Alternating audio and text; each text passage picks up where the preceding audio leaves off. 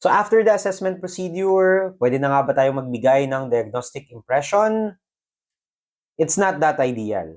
Okay? Because we still need to consult a set of references to make sure that the diagnostic impression that we would assign for a specific condition is valid and accurate. At yan ang pag-uusapan natin sa video na ito. Again, this is Lordy, ang tito mong psychologist. Okay, let's dive into it. Alright, so we usually consult a set of references like the DSM-5 TR, which is the most updated version of the DSM on this year, and the ICD-10 or ICD-11, so that we can be guided better on how we can assign a valid and accurate diagnostic impression. Okay? So we'll be focusing on the DSM-5 since the ICD-10 or 11 is mostly used by physicians. And I am a psychologist. The reason why I'm more familiar with the DSM-5 TR. Okay? So we have a set of approaches in arriving at a diagnostic impression or at a diagnosis. The oldest approach is the classic or categorical approach, wherein we assume that there's only one set of causative factor for each disorder, that there can be no overlap between these things. And in that case, most of the symptoms or signs specified on that categorical approach must be satisfied by the client before we can give such diagnostic impression.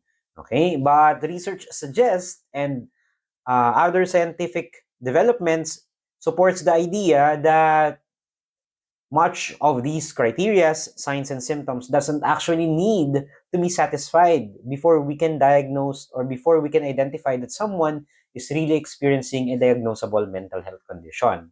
That's why we have the prototypical approach, which is the approach that is currently being used in the DSM-5 PR. It doesn't actually require one to satisfy all the criteria, but just needs to satisfy a specific set of numbers before they can receive or before we can assign that diagnostic impression.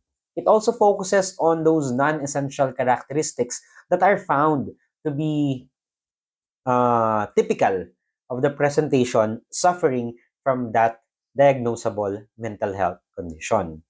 There's actually a new approach that is being developed, which is known as the dimensional approach. It assumes that there's a variety of cognition, moods, behaviors that people tend to present and can actually be quantified in a continuum. Actually, in the current version of the Diagnostic Statistical Manual, we have the dimensional approach in understanding different personality disorders. Okay? But most psychologists and psychiatrists still use the prototypical approach, which is the dominant set of approach that is being used in these references. Okay? Ang dami natin pinag-uusapan about references. Let's try to dig into the history of these diagnostic statistical manual or the set of recorded books that help people, psychiatrists, psychologists, or even physicians to arrive at a diagnosis. So according to my research, it was by the year 1840 when the first census that could record the frequency of idiocy and insanity occurred. Okay, by the year 1840. Then by the year 1880, they recorded 7 categories of mental illness, which actually include mania, melancholia, monomania, dementia, dipsomania, epilepsy, and paralysis. Actually, these came after, of course, the different proponents in psychiatry were recognized, such as Philip Pinel, Benedict Morel, Emil Kraepelin, and John Haslam. Even Eugen Buehler have his contribution by naming or introducing the term schizophrenia, coming from terms schizen, known as split, and phren as a mind. So basically, it is really literally translated as split mind. If you were not able to follow through my previous videos, Philip Pinel developed the first workable psychiatric nosography, where he introduced 4 classifications of disorder such as melancholia, dementia, idiotism, and mania. Melancholia is actually divided into 2, with delirium and without delirium. On the other hand, Benedict Morel used the term demens precoce, no, literally translated as the loss of mind, which is actually a term that is initially used to define what schizophrenia is. Okay? Then we have Emil Kraepelin, known as the father of systematic psychiatry. He introduced manic depressive psychosis and dementia praecox, which is eventually termed as schizophrenia. Okay?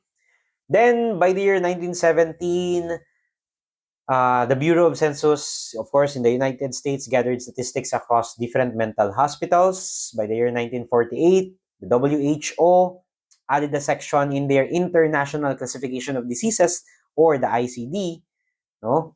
They added the section to classify mental disorders, which is by that time on its 6th edition.